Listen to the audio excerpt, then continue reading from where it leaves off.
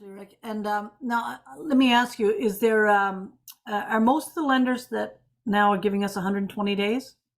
Most lenders will do 120. Like you're not uh, you're not making a commitment to the lender when you get a pre-approval. So Right. I would always use 120-day rate hold. So you don't have Perfect. to use that lender. Of course, if rates go up, you're going to want to use that lender because they're going to offer the better rate. But yes, I would Exactly. use the 100. Exactly. Yeah. And I know we've had great success in that, in being able to do that. What I personally, from the realtor perspective, I love the pre-approval for a number of reasons. I love the fact that it shows that the buyer is serious, because there are a lot of people call you and they're not committed to the process. And it's really difficult if you want to give a client your best. The pre-approval tells me they are serious. And I love that about them. I will work all night, I'll work all day, I'll work all weekend for them because I know they are serious.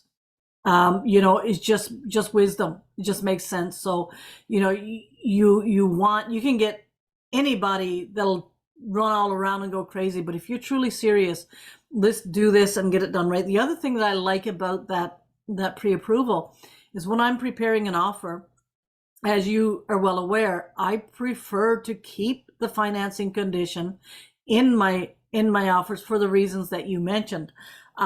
However, it gives me a lot of leverage because I personally speak with the other agent and I'll put in writing to the other agent. And if I happen, not all lenders I know give it in writing, many do. And if we have the letter of pre-approval in writing, I love having a copy of that thing. I will send it along with my offer. I'll talk with the agent. Hey, listen, my client is serious. They need the pre-approval because their lender requires it. We don't see an issue, but look, they've done their homework. They're serious. And it allows us an edge over someone else that hasn't done that part of the work. So they can put in a condition. They may even be more qualified to buy the house, but because they don't have the pre-approval, they are a higher risk to the seller, and especially in today's market. That makes sense, because my understanding is one of the biggest reasons that deals fall through is because the financing doesn't close. So 98% of the time, it is because their financing didn't go through. Home inspections are minimal.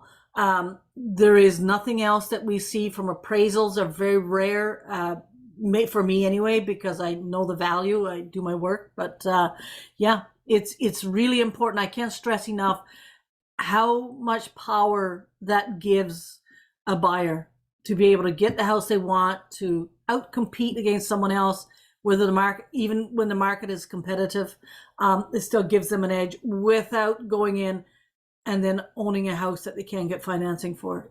Thank you so much for that, Rick. Talk to you later. Sharon Loduca, working hard to bring you home. thanks, Sharon.